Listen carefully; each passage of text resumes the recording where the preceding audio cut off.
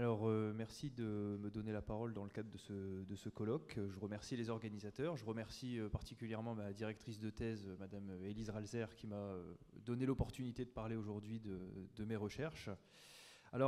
J'ai fait le choix de traiter la question de la coutume dans l'océan Indien sous l'angle de l'affiliation.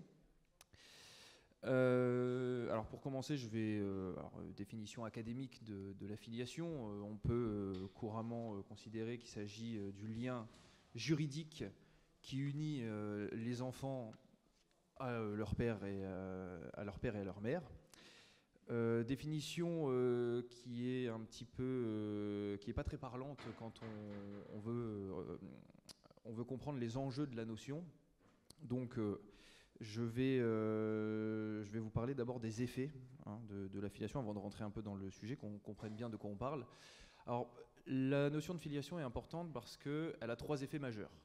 Le premier effet, déjà, c'est qu'elle distribue l'autorité parentale. L'autorité parentale, c'est-à-dire le pouvoir des parents à décider à la place de l'enfant. La contrepartie de l'autorité parentale, le deuxième effet, c'est l'obligation alimentaire. L'obligation alimentaire, alors en réalité ça relève plus d'un droit moral à la base, c'est évidemment le rôle d'un parent normal de s'occuper de l'enfant, de l'éduquer, de le soigner. Mais la particularité intéressante de l'obligation alimentaire, c'est qu'elle a vocation à devenir réciproque avec le temps. C'est-à-dire que si le parent venait à se trouver dans le besoin plus tard, ce serait à l'enfant de prendre le relais, de renvoyer l'ascenseur en quelque sorte. Troisième effet important de la filiation, les successions. La succession est directement liée au lien de filiation qui est juridiquement établi. Et à l'égard de l'enfant, ça prend même encore plus de sens puisqu'il a même une part réservée dans la succession de ses parents. C'est ce qu'on appelle en droit français la réserve héréditaire. Enfin bref, un droit qui donc concerne tout le monde tout au long de sa vie. Et alors, pourquoi je décide de parler de la filiation ici dans le cadre des coutumes de l'océan Indien? Ce qui est intéressant de noter avec la notion de filiation, c'est que quel que soit où vous portez votre regard, quelle que soit la société que vous étudiez, les coutumes que vous étudiez, vous apercevez que la filiation, c'est une question qui se pose partout. C'est une question absolument universelle et je dirais même une question intemporelle. Pour une raison en fait assez évidente. La question de savoir, alors peut-être pas dans ces termes-là, mais la question de savoir qui va s'occuper d'un enfant une fois qu'il est né, qui va l'entretenir, le soigner, c'est des questions vitales pour n'importe quelle société. La question de la transmission des richesses également. La question de savoir, après le décès, qu'est-ce qu'on fait des richesses du défunt qui ne le suivent pas, la question de la répartition doit se poser également. Donc, quelles que soient les sociétés qu'on étudie, elles se sont toujours, si elles se sont perpétuées, si les générations se sont renouvelées, c'est parce qu'elles se sont évidemment posé ces questions essentielles. Et j'ai même envie d'aller plus loin dans l'intemporalité, c'est-à-dire qu'ici on parle du droit coutumier, qu'on oppose souvent au droit écrit. La filiation, la question de la filiation, elle est même bien antérieure à l'existence même du droit écrit. Donc, partout où il y a de la coutume, il y a de la filiation. Et les pays de l'océan Indien n'y font pas exception. Quand on parle d'océan Indien, évidemment, là, dans le temps qui m'est imparti, j'aurai pas l'occasion de rentrer beaucoup trop dans le détail. Je vais être obligé de survoler un petit peu, parce que mon objectif ici, ça va être de vous présenter globalement la coutume en matière de filiation persistante à nos jours dans les pays de l'océan Indien. Donc globalement de l'est à l'ouest, je parle des pays proches de l'île de la Réunion, c'est-à-dire l'île Maurice. Alors la Réunion, en réalité, je vais parler du droit français à travers la Réunion. Je vais évoquer le droit malgache, les Comores également, les Comores avec Mayotte, qui doivent être traités un peu ensemble et un peu séparément, et la question des Seychelles aussi.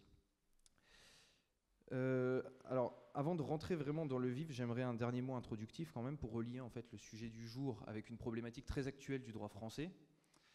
Le droit français de la filiation, qui n'est pas tellement coutumier, j'y reviendrai, connaît des évolutions majeures actuellement. Et On posait la question tout à l'heure des changements de paradigme, je vous en propose un. Les réformes récentes de la filiation en droit français posent beaucoup de questions sur les fondements même de la matière. Ça nous amène à nous poser des questions sur les sources, parce qu'il y a des remises en cause importantes avec, alors je pense au mariage pour tous, je pense à la PMA pour toutes. C'est pas mon sujet de les développer, mais l'intérêt du sujet d'aujourd'hui, il est double. Il est à la fois comparatif, parce que s'intéresser à ce que font nos voisins, qu'ils soient proches ou éloignés par la géographie ou par la culture, c'est toujours intéressant pour prendre du recul sur un sujet de société comme ça. Éventuellement, pourquoi pas de nous inspirer, pourquoi pas, encore une fois, quand on se pose les questions du fondement de la matière. Alors, pour commencer mon propos, je vais, avant d'évoquer les spécificités coutumières des différents pays de l'océan Indien, je vais commencer par ce qui peut les unir. C'est-à-dire, il y a au moins un aspect que je retrouve à peu près partout, quel que soit le pays qu'on étudie, c'est la primauté de l'institution du mariage dans l'établissement de la filiation. Parce que oui, ça a un intérêt, alors pour des raisons diverses, mais si la famille est considérée comme la cellule idéal, on va dire, pour la procréation et pour le développement d'un enfant, on va favoriser, et ça on le voit alors de différentes manières, mais on le voit dans tous les droits qu'on étudie, le mariage facilite la filiation, sécurise la filiation. C'est l'objet notamment de la présomption de paternité, au minimum, et ça va même plus loin, hein, parce que par exemple aux Comores, hein, vous avez évoqué tout à l'heure le droit comorien. En droit musulman, on n'envisage même la filiation que à travers le mariage. Bon, donc, je vais revenir là-dessus. Alors pour ce qui est des spécificités, je vais commencer par évoquer le cas de l'île Maurice et des Seychelles. Alors en réalité, le cas de la coutume en matière de filiation dans ces pays-là est assez, l'étude en fait est assez déceptive, puisque on peine beaucoup à trouver des traces de coutumes originaires déjà et encore moins actuelles en matière de filiation. La raison elle est historique et elle est simple. La différence de l'île Maurice et des Seychelles, qui ont une histoire assez similaire, la différence avec leurs voisines, c'est qu'elles ont été découvertes et surtout ont été peuplées tardivement. Il faut attendre vraiment la colonisation française aux alentours, je dirais, du milieu du XVIIIe siècle pour vraiment avoir des politiques de peuplement. Hein, voilà, le milieu du XVIIIe siècle, à l'échelle de l'histoire, c'est hier. Donc, pas véritablement le temps de laisser se développer des coutumes, hein, parce qu'elles nécessitent du temps. Et alors, le peuplement, on aurait pu penser que, étant donné l'origine des peuplements, c'est une partie de colons et beaucoup d'esclaves venus d'un peu partout, Afrique, Madagascar, les Indes. On aurait pu penser que ces esclaves auraient amené avec eux une partie de leurs coutumes et auraient permis voilà, de les faire éclore, je vais dire, dans les territoires colonisés. Mais en réalité, étant en période de colonisation, c'est évidemment le droit colonial qui s'est imposé. Les coutumes n'ont pas véritablement eu l'occasion de se développer. Et lorsque, assez récemment, elles ont obtenu leur indépendance, hein, ça fait à peine une cinquantaine d'années pour les deux îles qu'elles ont l'indépendance, elles se sont assez rapidement dotées d'un code civil, donc d'un droit écrit, qui était déjà lui-même très inspiré du droit colonial. Et donc finalement, on n'a pas véritablement de coutume à se mettre sous la dent en matière de filiation dans ces pays-là. Alors je rebondis sur une question qui avait été déjà posée tout à l'heure, c'était la question justement de la différence finalement qu'il y avait entre la coutume et les traditions. L'île Maurice, c'est un bon exemple parce que la grande majorité du peuplement mauricien sont originaires d'Inde, donc culture très marquée. Pour autant, juridiquement, la coutume, ça n'a rien laissé en termes de coutume, du point de vue juridique. C'est-à-dire que le droit, c'est le droit colonial qui s'est imposé, et même aujourd'hui, c'est le même modèle qui perdure, alors que les traditions, elles ont été importées pleinement. Hein. On voit voilà, les traditions culturelles de l'île Maurice, la religion dominante, etc.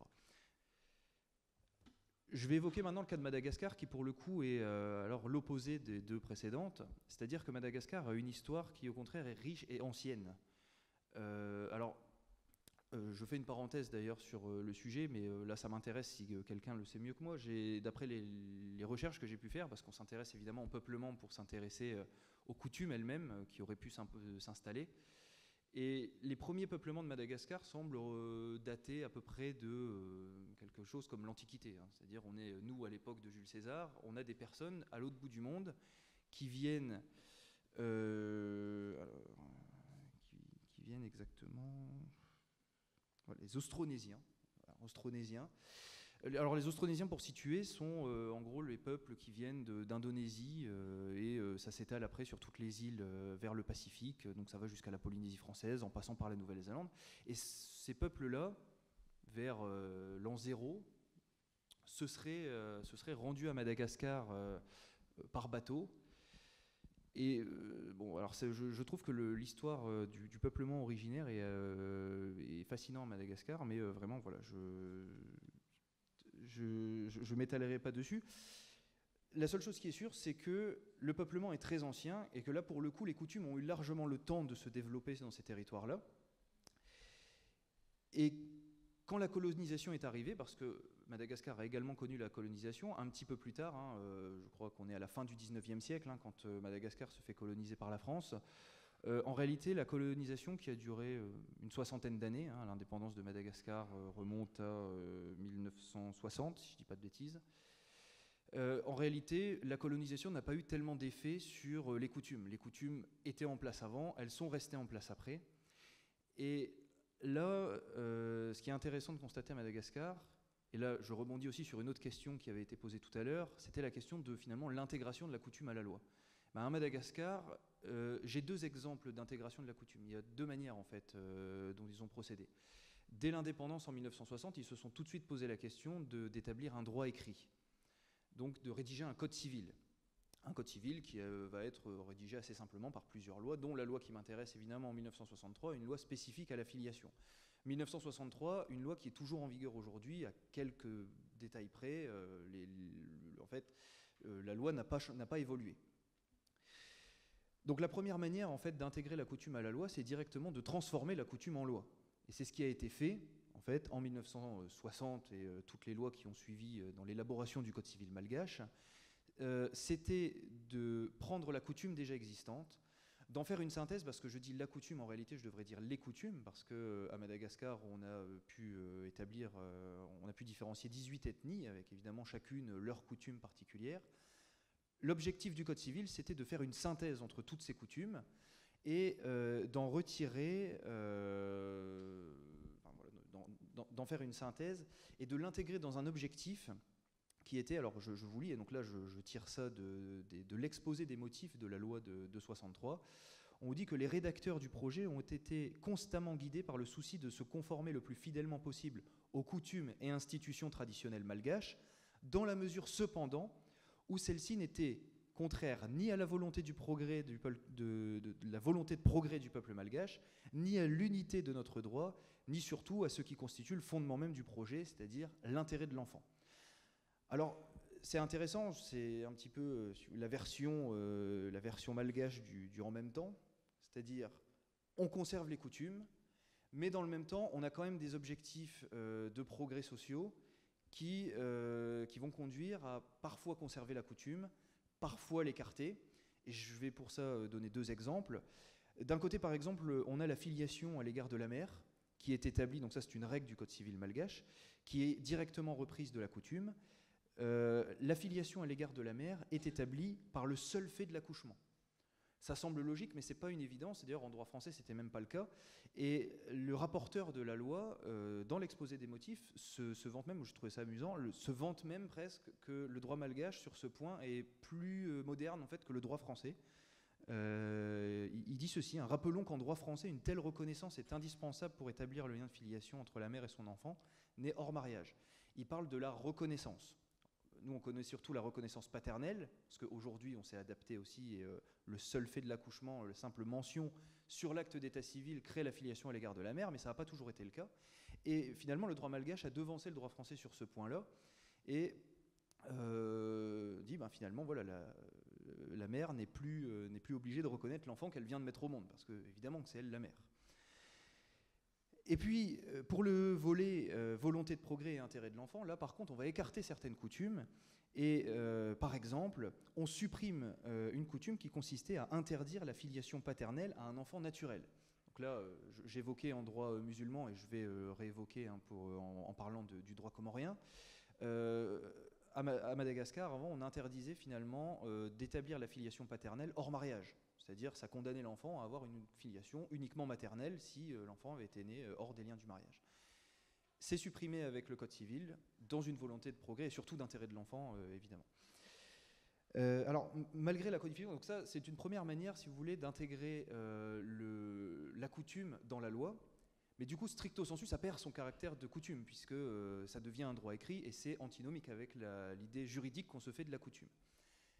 Par contre, il y a un autre moyen d'intégrer la coutume à la loi, et cette fois-ci en lui faisant garder sa nature de coutume, c'est les renvois directs de la loi à la coutume.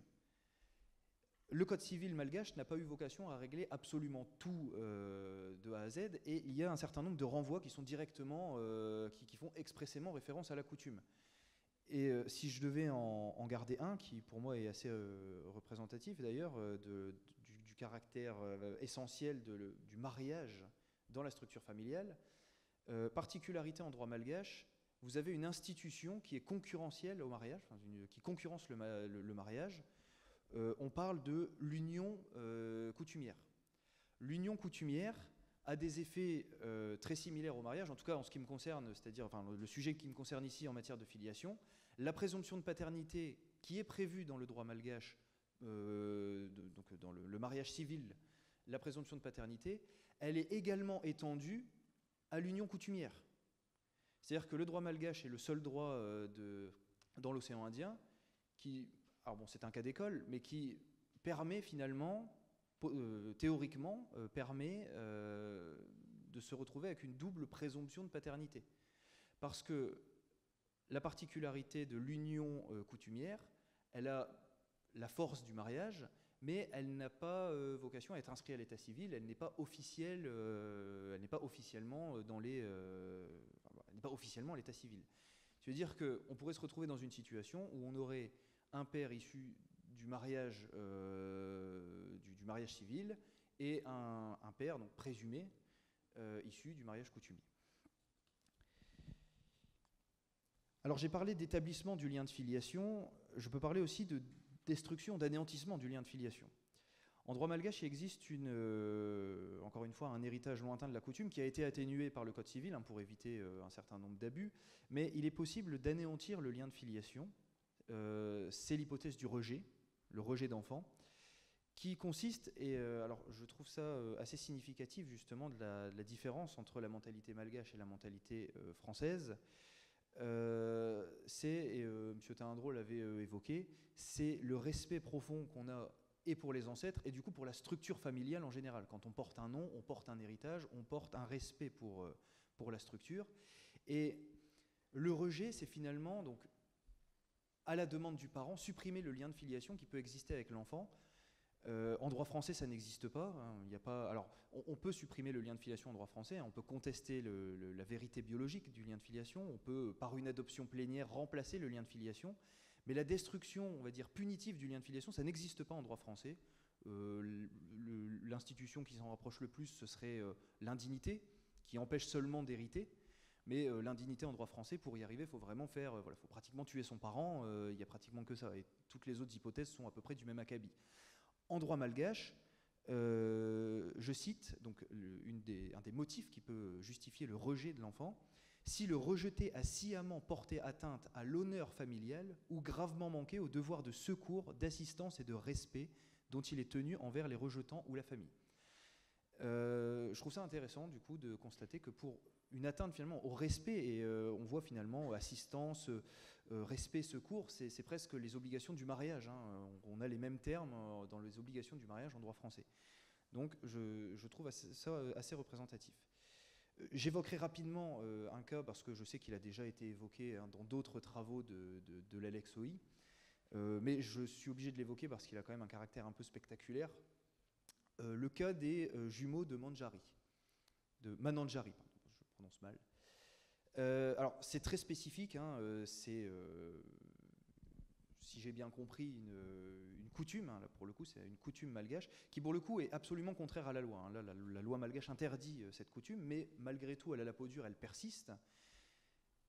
Pour une raison que j'ignore, mais les femmes dans la ville, donc c'est une ville, Mananjari, à Madagascar, c'est une ville dans laquelle il y a l'idée que quand une mère accouche d'enfants jumeaux, ce serait finalement un mauvais présage. Ce serait voilà, alors, je vais certainement déformer l'idée de la légende, mais l'idée est qu'il faut se débarrasser en fait des jumeaux. Et alors, la coutume aujourd'hui ne va plus jusque-là, mais à l'époque, on allait jusqu'à tuer les enfants à la naissance. Alors aujourd'hui, malheureusement, elle se perpétue, cette tradition. On ne va plus nécessairement jusqu'à tuer les enfants, mais on s'en sépare.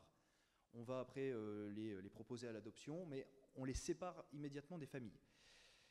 Alors évidemment, c'est un peu spectaculaire. Je ferai quand même un lien avec le droit français. Alors évidemment, pas du tout pour les mêmes raisons. On va dire qu'on a des raisons d'avoir un système similaire, mais selon une expression un peu atténuée, l'accouchement sous X, d'une certaine manière, qui existe en droit français, hein, l'accouchement anonyme, hein, pour les termes plus récents, permet finalement de, entre guillemets, abandonner l'enfant à la naissance.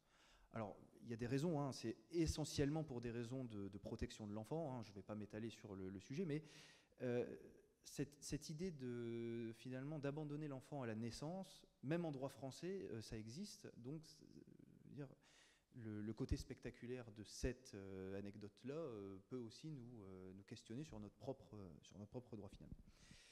J'évoquerai pour terminer le cas des Comores. Le cas des Comores et de Mayotte.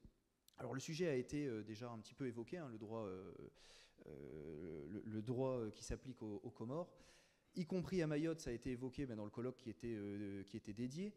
Donc je ne vais pas revenir sur forcément tout, mais simplement je vais survoler un petit peu et je vais finir sur une question particulière qui m'intéresse en droit de la filiation.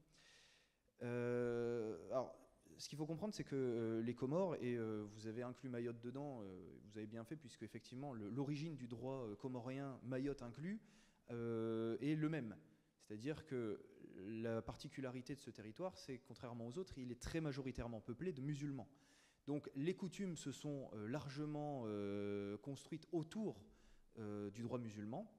Droit musulman qui, bon, en soi, ne veut rien dire si on ne l'applique pas à un territoire donné, parce qu'il y a effectivement beaucoup d'interprétations possibles. Si j'en crois l'islamologue Pierre Laury, le Coran, qui est le texte fondateur finalement du droit de l'islam, sur à peu près 6000 versets, sur plus de 6000 versets, on en a à peine une centaine qui sont vraiment exploitables directement sans interprétation, qui sont clairs. Tout le reste, c'est le fruit de l'interprétation, d'où justement les différentes interprétations, toutes les différentes écoles d'interprétation. Ce qu'on peut dire au niveau des Comores, c'est que c'est relativement homogène. Il y a des particularités d'île par île, mais globalement, le droit est le même. Là où, pour l'appréciation de la coutume, ce qui nous intéresse aujourd'hui, là où ça devient différent, c'est évidemment l'idée qu'une partie des Comores est devenue indépendante, contrairement à Mayotte qui a gardé un droit français. L'indépendance des Comores a fait que c'était désormais un droit territorial. Le droit islamique est devenu un droit territorial aux Comores. Et en 2005, donc assez récemment, ils ont suivi finalement un petit peu le modèle malgache. Alors on a un peu atténué, mais ils ont quand même rédigé un code de la famille en 2005 qui globalement couche à l'écrit la plupart des coutumes islamiques. Donc qui, encore une fois, font stricto sensu perdre un petit peu le caractère de coutume en droit de la famille. À Mayotte, ce n'est pas le cas. Alors c'est strictement, enfin à peu de choses près, c'est le même droit, sauf que Mayotte étant resté français, on l'a évoqué tout à l'heure, par principe c'est le droit français qui s'applique. Mais l'article 75 de la Constitution permet justement de conserver pour les Mahorais un certain statut personnel, un statut civil, un statut personnel de droit coutumier, en l'occurrence de droit musulman. Et pour le coup, là, ça permet de conserver finalement l'essence de coutume parce qu'on est toujours dans l'idée d'un droit qui n'est pas spécialement écrit et qui est à côté de la loi française. Alors, il y a un mouvement quand même, il y a une volonté de la France qui ne dit pas son nom, mais on l'a longuement évoqué lors du colloque. Il y a une volonté de faire disparaître peu à peu ce qui reste en fait au statut de droit local. Sauf que comme on ne peut pas le faire, on va dire, de manière brutale, on grappille peu à peu, comme ça, voilà, on réduit en fait le champ d'application par divers moyens que je ne vais pas développer, mais celui qui m'intéressera, et pour revenir au sujet de la filiation, on a l'idée de l'ordre public qui intervient. C'est-à-dire pour limiter l'effet du droit musulman, on fait intervenir l'ordre public français, où on va dire, bon, ok, le statut local, donc, qui est le statut, donc, pour bref rappel, qui s'applique aux Mahorais d'origine, qui n'ont pas déjà renoncé à leur statut personnel, la renonciation étant définitive. Et un troisième critère, j'oublie le... Oui, et la religion musulmane, évidemment. Voilà. Donc le statut, la religion musulmane pose évidemment quelques questions par rapport à l'ordre public français. Et donc, comme je disais, pour effacer peu à peu le statut coutumier, on est venu attaquer certaines institutions du droit coutumier. Je l'évoquais encore une fois, la question de la présomption de paternité qui n'est pas possible en droit musulman parce que, enfin, la présomption de paternité qui n'a pas besoin d'être, puisque la seule filiation autorisée finalement c'est la filiation dans le mariage. Mais ce n'est pas sur cet angle-là que le droit français en fait, est venu s'imposer, c'est plutôt sur le droit des successions. Mais c'est directement lié. Je m'explique, je me suis un peu emmêlé, mais je m'explique. On a estimé qu'il y a une inégalité dans le droit des successions, qui est consubstantiel au droit musulman, notamment une inégalité entre les filles et les garçons, mais aussi une inégalité du fait de ce que je viens d'expliquer, c'est-à-dire qu'il y a des enfants naturels qui n'ont pas la possibilité d'établir leur lien de filiation et qui, de fait, n'ont pas finalement la possibilité d'hériter de la même façon que les enfants légitimes, qui sont nés dans le mariage. En droit français, nous, on connaît, si vous voulez, on a unifié, si vous voulez, tous les types de filiation, on leur accorde aujourd'hui le même droit, et on a voulu faire un petit peu la même chose en droit coutumier, où on vient dire, bon, bah, tout ce qui concerne l'inégalité dans la succession, il faut supprimer. Donc, l'inégalité fille-garçon, on supprime, et l'inégalité enfant naturel, enfant légitime, on supprime aussi. Sauf que ce qu'ils ont oublié, alors je ne sais pas si c'est volontaire, mais ce qu'ils ont oublié, en fait, c'est que si, certes, au moment d'une succession de droit local, la question se pose de répartir la succession entre un enfant naturel et un enfant légitime. Aujourd'hui, on va l'appliquer de manière égalitaire, il n'y a pas de problème. Sauf qu'on ne s'est pas posé la question en amont de l'établissement même du lien de filiation entre l'enfant naturel et le parent. C'est-à-dire que certes, il y a une égalité théorique, mais potentiellement, l'enfant naturel n'a même pas sa filiation d'établie. Ce qui, de fait, l'empêche de venir à la succession. Et donc, si théoriquement, il a un droit égalitaire dans la succession, ça n'est que sous réserve qu'il ait ce lien de filiation établi. Donc, très certainement que dans les années à venir, la prochaine étape du grappillage du droit commun français sur le statut local mahorais concernera très certainement voilà, ce trou dans la raquette en matière de filiation. Je vous remercie.